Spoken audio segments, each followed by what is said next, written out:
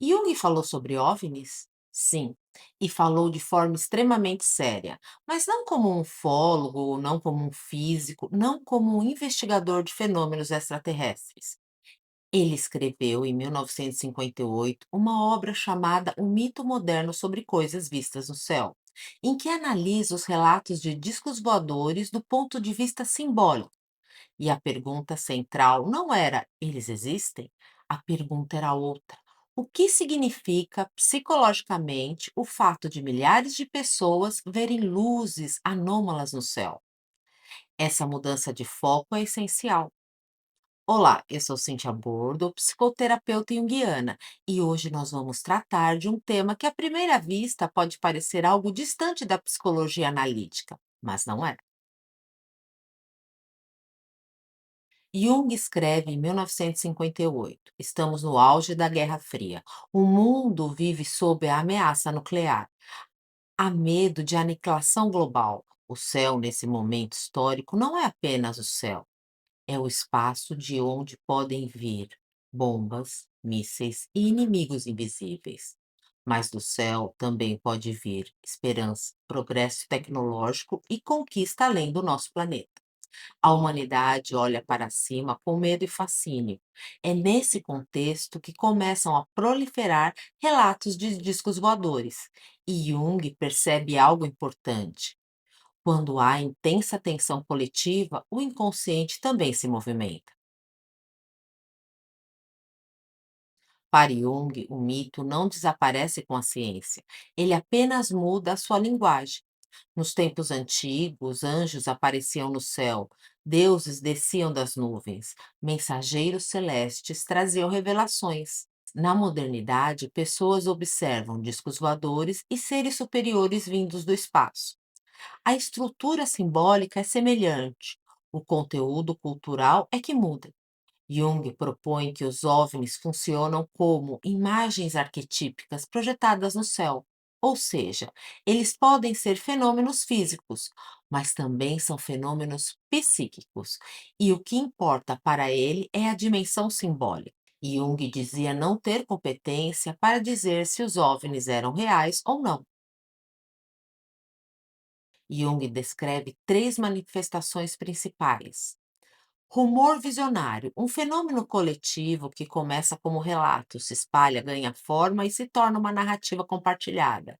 É quase como um sonho coletivo, algo semelhante ao que ocorre em movimentos religiosos emergentes. Também esse fenômeno pode ser uma imagem onírica. Jung observa que muitas pessoas passam a sonhar com esferas luminosas, objetos circulares, naves descendo do céu e figuras vindas de outras dimensões. Essas imagens aparecem espontaneamente nos sonhos. E aqui entramos no campo arquetípico. Também esse fenômeno pode ser visto sob o aspecto do símbolo artístico.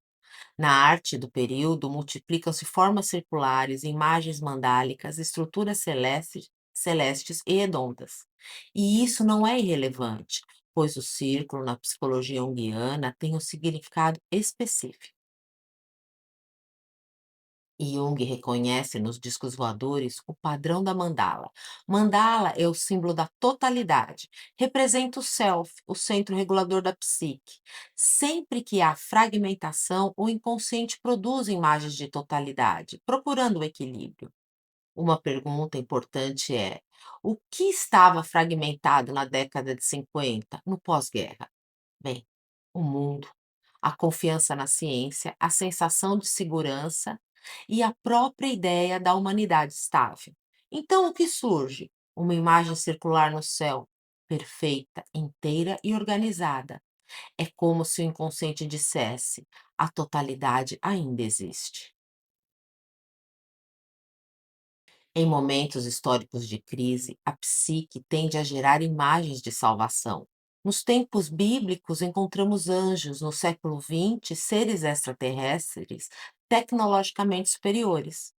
A estrutura psíquica é semelhante. O que muda é a roupagem simbólica. Jung sugere algo ousado. Se essas imagens ganhassem densidade suficiente, poderiam originar novas formas de religiosidade. E ele estava certo, pois podemos encontrar religiões nas quais existe a crença em extraterrestres como criadores ou guias espirituais. Ou seja, o mito não desaparece, ele se atualiza, veste novas narrativas e reaparece onde menos esperamos. Jung usa o termo psicoide, algo entre psíquico e físico, nem puramente material, nem puramente imaginário, um fenômeno que ocupa uma zona limítrofe. Os OVNIs, para ele, habitam essa fronteira. Eles estão entre o que vemos e o que projetamos, entre fato e símbolo. No passado da humanidade, Ícaro voou em direção ao Sol. Prometeu roubou o fogo dos deuses. Hoje, o ser humano edita genes, cria máquinas inteligentes e sonha em afastar a morte. A pergunta fundamental é: será que o impulso para o cosmos exterior é também um impulso para o cosmos interior?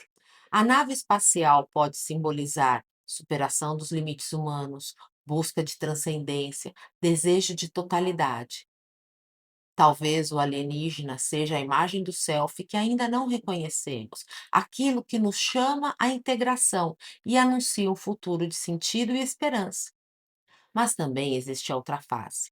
A figura do alienígena, enquanto símbolo, expressa nossa relação com o absolutamente outro, aquilo que ainda não foi reconhecido como parte da psique. Quando o extraterrestre aparece como benevolente, como em ET, o extraterrestre, ele pode representar uma imagem do self em aproximação, uma alteridade que não ameaça, mas convida à ampliação da consciência. Ele desperta cuidado, empatia e conexão, sinal de que o ego está disposto a dialogar com o desconhecido. Já quando o alienígena surge como predador, como em Alien, o oitavo passageiro, a imagem se aproxima da sombra, conteúdos instintivos, arcaicos ou reprimidos que irrompem de forma invasiva. Aqui o outro é vivido como uma ameaça, porque ainda não foi simbolizado nem integrado. O terror não está apenas na criatura, mas naquilo que ela encarna. Forças psíquicas que escapam ao controle do ego. Assim, o alienígena bom e o mal não são opostos absolutos, mas expressões de diferentes modos de relação com o inconsciente. Quando há abertura simbólica, o estranho pode se tornar guia. Quando há recusa ou dissociação, ele tende a aparecer como invasor. Em ambos os casos, o extraterrestre fala menos do cosmos e mais da psique. Jung não afirmou que OVNIs não existissem. Ele afirmou que, independentemente da existência física, eles possuem significado simbólico.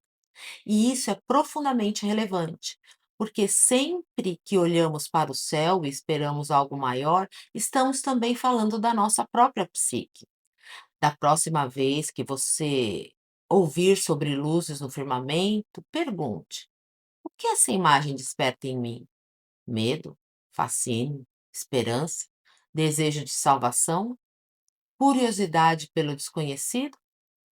O céu exterior pode ser um espelho do céu interior. Se você gostou desse vídeo, curta, compartilhe e deixe nos comentários. O que você pensa sobre essa leitura simbólica? E qual a sua nave interior? Até o próximo vídeo aqui no canal Psique Mix.